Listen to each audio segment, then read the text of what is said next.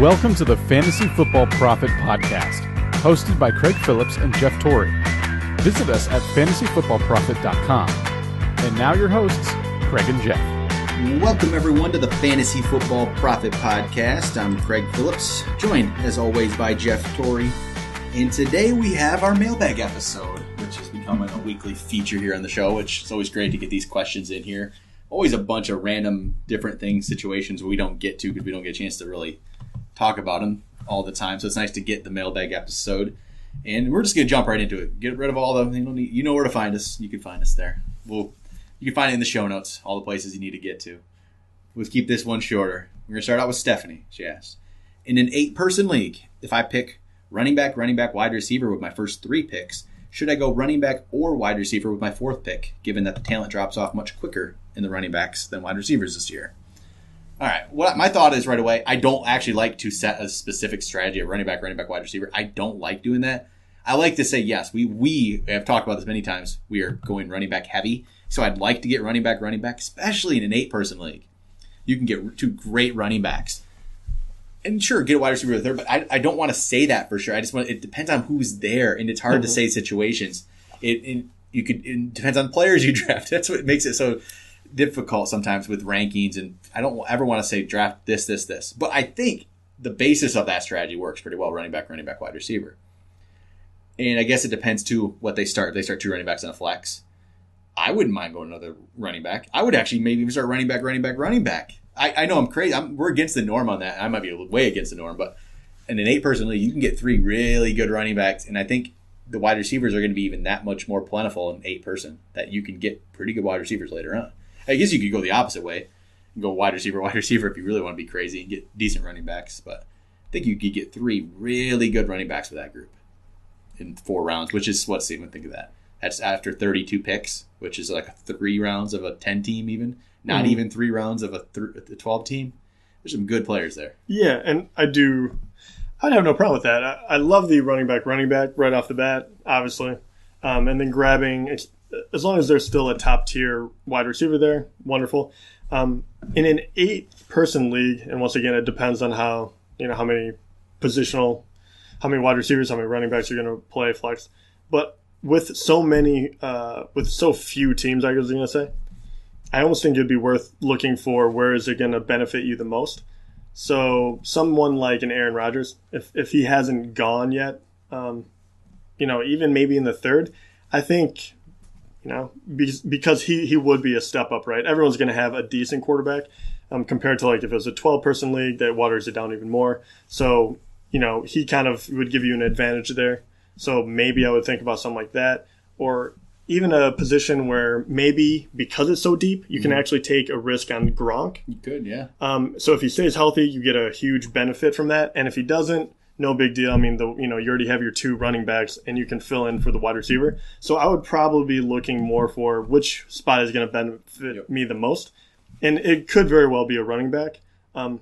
It depends. It really depends. It's situational. It's hard to say. Like, I hate telling people specifically because it's hard to say. But that's a good question, though. Absolutely. And I would look for that. So I would almost lean towards either a quarterback or tight end because 8-person leagues are so different when you draft them. Yep. All right. Danny asks us, is it worth it to trade up in the first round from 12th to 6th or 7th and give up your 3rd round pick or a lot of deep picks? Right off the bat, I'm going to say no, not your 3rd round pick. That's not worth it. To move up from 12 to 6th and give up your 3rd round pick, absolutely not worth it to me. If you were saying moving up to 1 or 2, I still probably wouldn't do it, but I'd think about it because you get Zeke or Bell, you get Johnson or Bell, and then maybe 3rd you get Zeke. So maybe I think about that. But 6th or 7th, I mean, this is how I look at it too, is because I know how these drafts are going. Like at a 6 or 7, I want like McCoy or Gordon. Mm-hmm. I've seen McCoy and Gordon fall to that 12 spot. So that's how I would never do it. The 3rd pick's too much. If you could get rid of like a 10th and 11th, maybe like a couple deep picks, that I'd think of that a little bit more.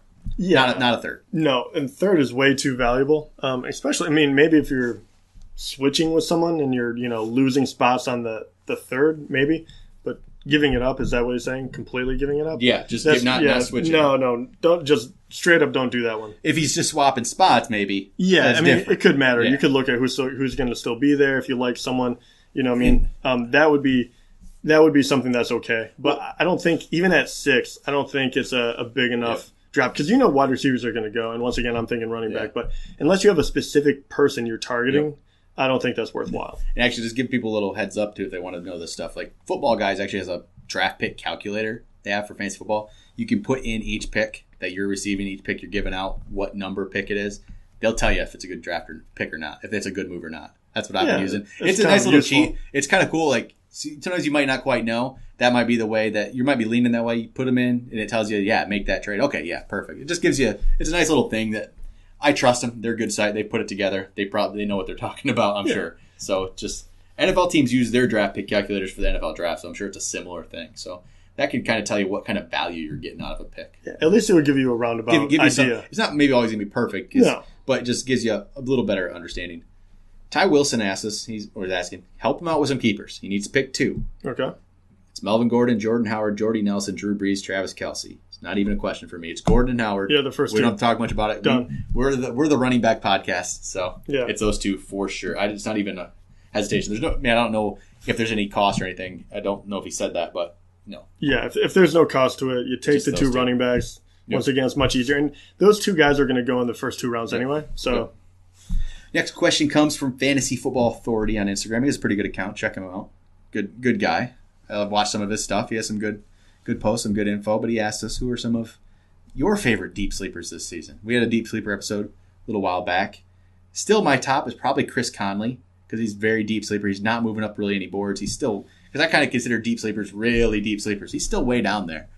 And he still could be a number 1 receiver. I mean, obviously I like Tyreek Hill, but he's going to be in that role possibly. I still like Chris Conley.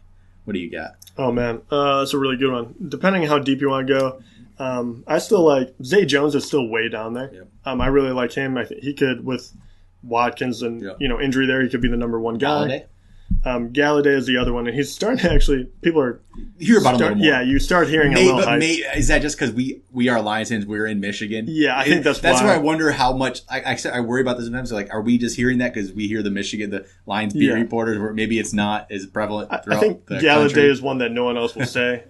But he would fill a red zone, especially if Ebron is hurt at all. He would be their tallest wide receiver, and they could definitely use that. And you saw in the past how they've used kind of Faria and different tight ends in that red zone package and catch a bunch of touchdowns.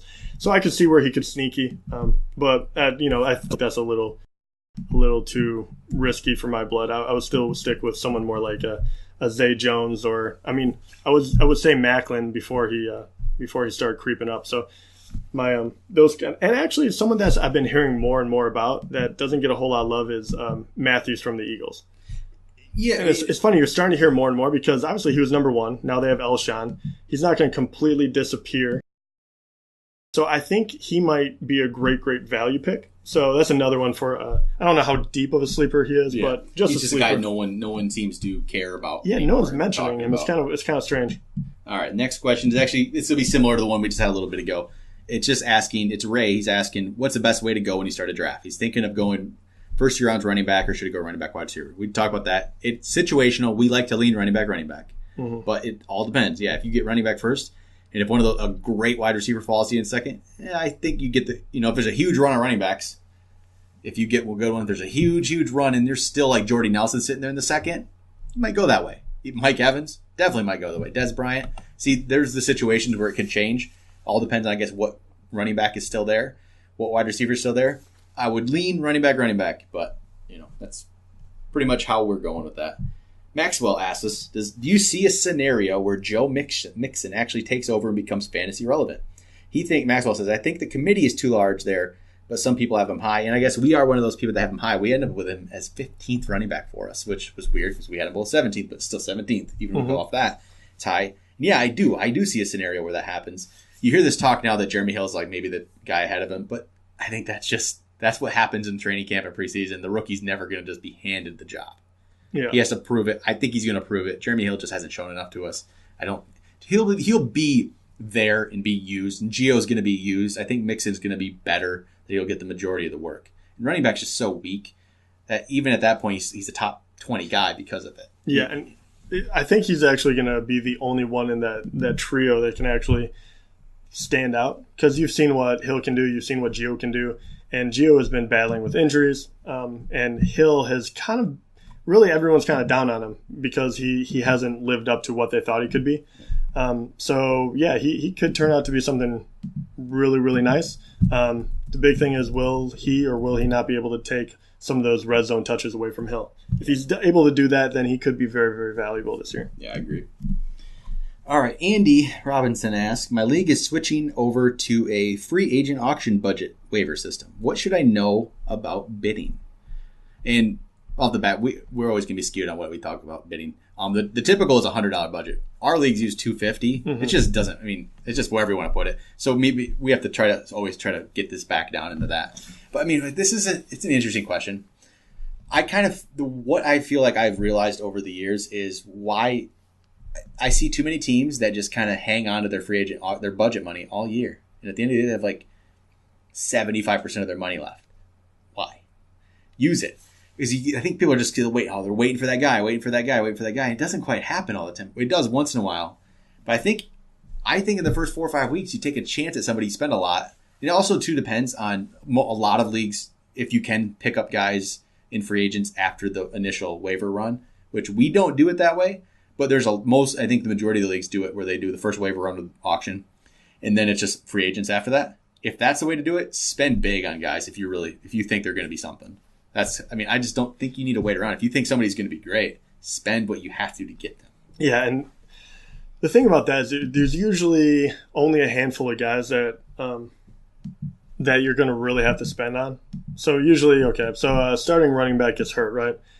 And then waivers comes up, and every single person is going to throw a ton of money at that person. So really, you have to pick and choose between those guys, because really you get one shot, and then you probably blow most of your free agent money on that, and then you probably won't be able to get one of the other big ones. Yep. The thing I'd be interested to know from you, because obviously Craig is very good at playing the waiver system, how often do you pick up someone new? And how many spots do you almost designate for that, if you do, for that waiver? I always have a couple like rotating spots almost. Sometimes it hurts you. Sometimes you drop a guy too early. But I'm always looking for the next guy, and it seems to have worked in the past. Yeah, it always seems like you get him a week or two before you hear anything about him. Because one thing, just keep listen to us, I guess. We'll try to bring up those kind of guys too for you. I mean, if try to get these names out there that you can put some like $1 on and get them before they break out. But I mean, it's just... you don't need a backup quarterback, don't need a backup tight end, those kind of things. Just get rid of them and get these. It's much better to have a lottery ticket on your bench, I would say, unless it's a bye week, obviously. So get those kind of things. And always, what I do too, if you're going after a big time guy, don't just only go for that guy. If there's a guy you're just willing completely to drop off your team, put about 4 or 5 different bids in for different players. That if you don't get the top guy, the next guy, you get somebody. Just kind of thing. I see that a lot where people just do one bid and then they just miss out on the guys below them too. That could just be there. That's happened. I remember this. If I can remember the name of the guy, probably a while back. Brandon Jackson from Green Bay. Do you remember this one? Oh yeah. This was an early season. Just went nuts for it. I actually went for him too. Well, was that when Lacey went down? Was Lacey even there yet? I don't even know if Lacey was there yet. Man, I don't know. Someone went down, but anyway, he was going to be the starting running back. Yeah, and so Ryan Grant. Yeah. Down. Yes. Right. Wow, that is right. Oh man. I mean, I don't even know if people remember that. Aged ourselves on that one. But so he went down. People went nuts for Brandon Jackson. I put a bid in. I didn't get him, but luckily I had a backup bid for Peyton Hillis, who just slipped under the radar, and I picked him up for barely nothing. It was kind of a throwaway bid, but I knew I had a guy. I don't know who it was, but a guy on my team I was just going to throw away. So just still, if a guy on your bench who is doing absolutely nothing, like these receivers, these wide receiver 5s have been in the league forever, do nothing. I just want to say Kenny Britt. I don't know why. That kind of guy. Just get rid of him. Get this potential running back or do something like that. That's what I want to do.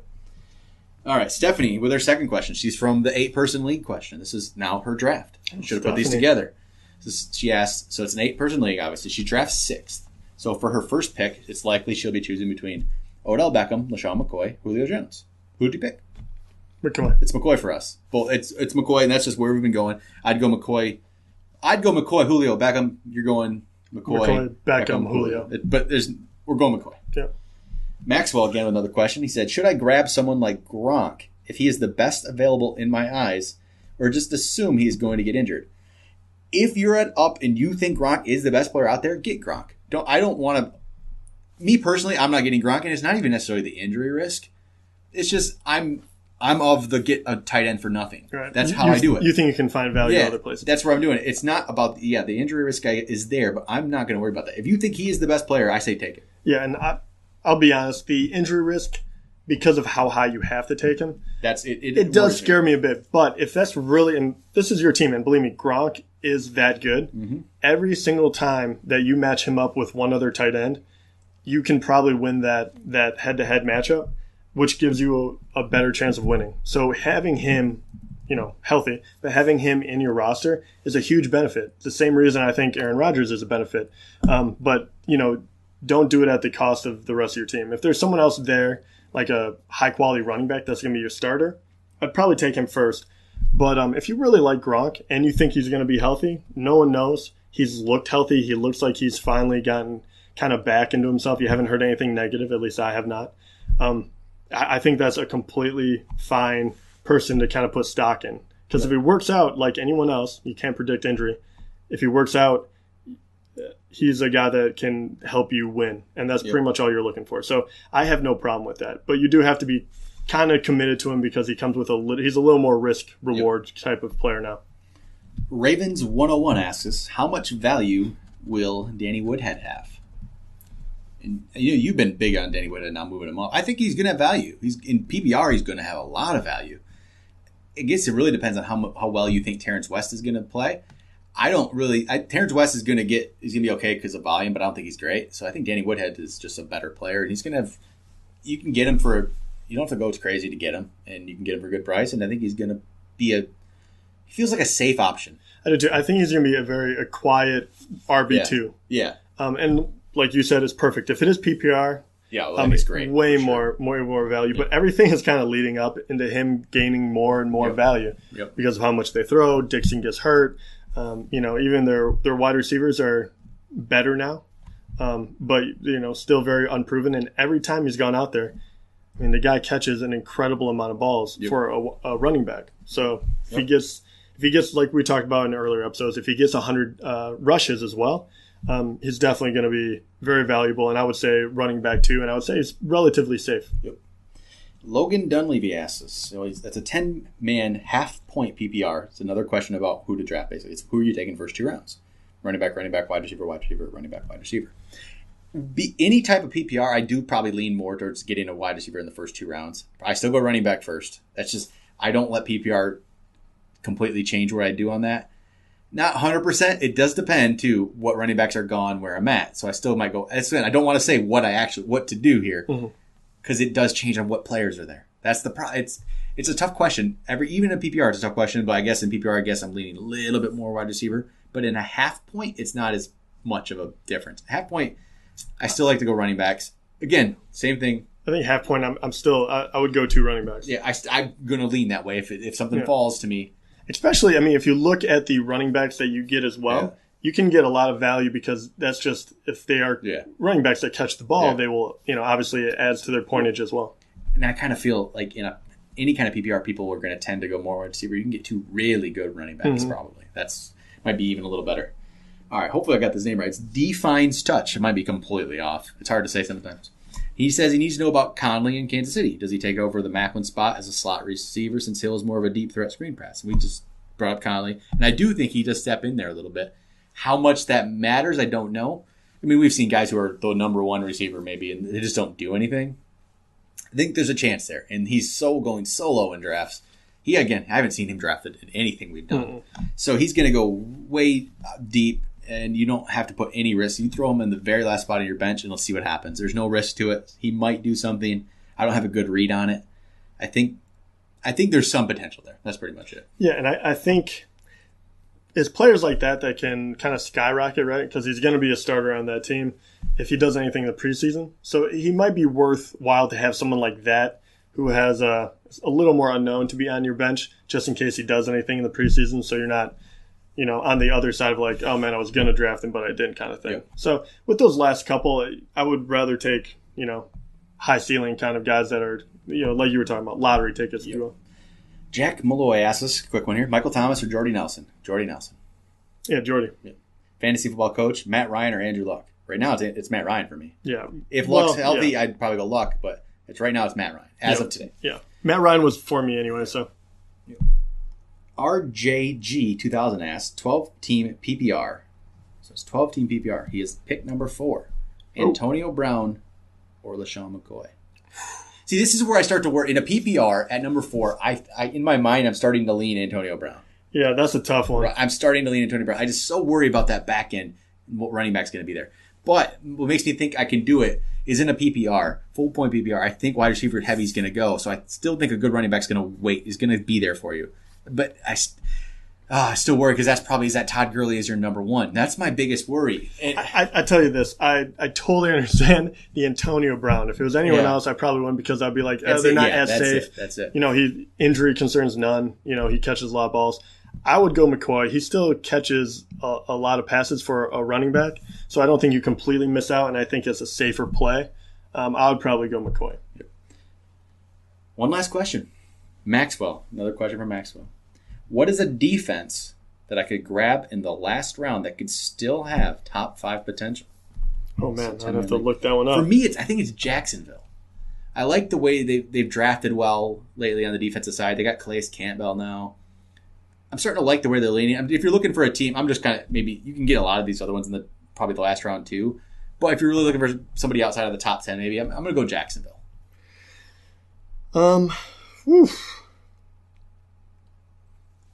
That is really tough, actually. I guess they're not out of the top 10, but in a weird way, I think I would go Carolina. Yeah. So, they're ranked number 8 currently, but obviously, most people would take the defense in the kind of last one anyway, so it would be near there. I might go Carolina because they were so dominant the year before. Their offense might be a little bit better, and I think, what was it? Kuechly got hurt, and there was some other thing, so I think they could kind of make a bounce back. Maybe I would take a chance on them. Another thing to do, too, if you're drafting like that and going late, if you wanted to start streaming defenses, I don't have the week 1 matchups right here. Look at the week 1 matchups and find out who's playing the New York Jets. Yeah, I'm not gonna lie. We've done this, especially last year. You literally went in and you grabbed a team that was about to play the Browns. Yeah, that's what it was. And you would grab it 2 weeks ahead of time so no one would get them, and then you would just keep doing that. Yeah, it's the Jets this year. Yeah, it's completely. That's anytime the Jets are playing anybody, I'm going to be picking up those defenses a couple weeks ahead. So actually, that's a wonderful question. We should look that up now, but. That's who you should draft. I don't care what defense it is for week 1. If you want to start streaming, go with that. I wish I could pull this up quick because I really want to know who they're playing now. And is there any other? Waste some time here. Is there any other teams like that? Do you think San Francisco, is that a team to target to go against yet? You think? It's going to be the Bills. Oh, the Bills? I think it's the Bills if I have that right. What? That's actually kind of a funny one because I saw this and they were ranked 22nd, but they had good defensive players and they completely fell off. Yeah. But I would still play them if they're playing the Jets. You can completely get them last round. And you don't. And even if you screw up and you don't get them, who cares? Yeah. I like that. San Francisco is another one I could target against. Yeah, I think. I'm interested to see what happens week 1 with them because I think they might not be as bad as people think. Mm-hmm. They probably won't score a whole lot, but I think between that defense and I think they're going to play really safe. Yeah. You probably won't have as many chances to score defensive touchdowns. There'll probably be a couple other. Maybe Cleveland still might be that. We'll see. Minnesota Vikings. Yeah, there's going to be a couple. Yeah. All right, I think that's it for the mailbag. We'll be back next week. Finish up wide receivers. Have another mailbag. Have some more stuff for you guys. We'll talk to you guys next time.